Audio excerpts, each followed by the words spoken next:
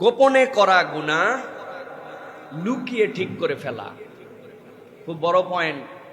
আমাদের অনেক গুনাহ আছে আমরা যেগুলি গোপনে করি, কিন্তু ওই গোপনে গুনাহটা আমরা গোপনে করি বলে আমরা এটাকে ঠিক করি না। আপনি যদি আপনার অন্তরকে, ভেতরটাকে সুসজ্জিত করতে চান, তাহলে গোপনে করা গুনাহ লুকায়া লুকায়া ঠিক করে ফেলা। আমার কথা নয়, আল্লাহ রাব্বুল আলামিন বলছেন সূরা নিসা কোরআনের 4 নম্বর সূরা 108 নম্বর আয়াতের মধ্যে আল্লাহ বলছেন ইয়াস্তাগফুনা মিনান নাসি ওয়া লা ইয়াস্তাগফুনা মিনাল্লাহ। ওই ব্যক্তিরা তো মানুষের থেকে গোপন করতে চায়, এমন কিছু করছি দুনিয়ার কেউ দেখে নাই, এমন ভাবে করলাম, এমন কৌশলে মার দিলাম, এমন টেকনিক্যালি কাজটা করে ফেললাম, দুনিয়ার কেউ দেখে নাই। আল্লাহ বলছেন ওই মানুষেরা মানুষের থেকে গোপন করতে পারে, ওয়ালা ইয়াস্তাগফুনা মিনাল্লাহ, কিন্তু আল্লাহ থেকে তো তুমি কিছুই গোপন করতে পারো না। ওয়া হুয়া মাহুম, আল্লাহ তখনও তাদের সাথে ছিলেন।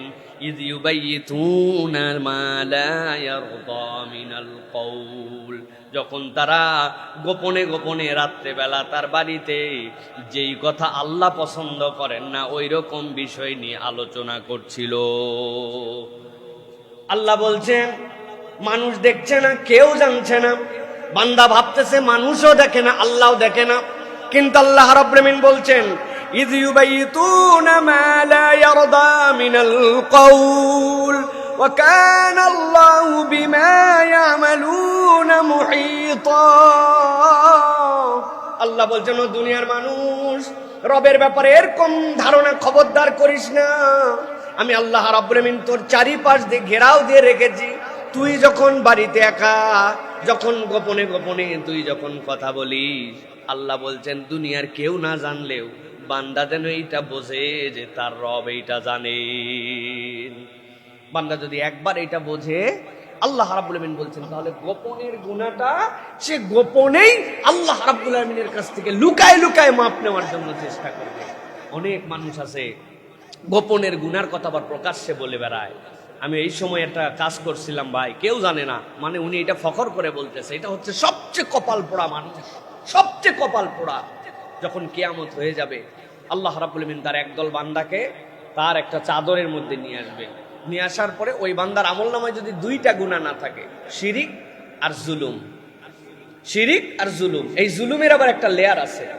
ওই জুলুমের একটা হচ্ছে বান্দার হক নষ্ট করা, এই জুলুমের এই পার্ট আর শিরিক যদি না থাকে, আল্লাহ বান্দাকে ডাকবেন, ডেকে বলবেন বান্দা এই গুনাহ করছিলি। বান্দা তো অস্বীকার যাওয়ার কোনো উপায় নেই, বান্দা মাথা হালায় শুধু হ্যাঁ হ্যাঁ করবে।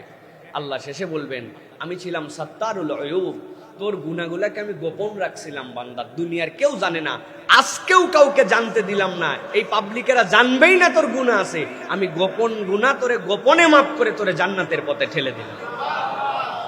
কাদের জন্য এটা?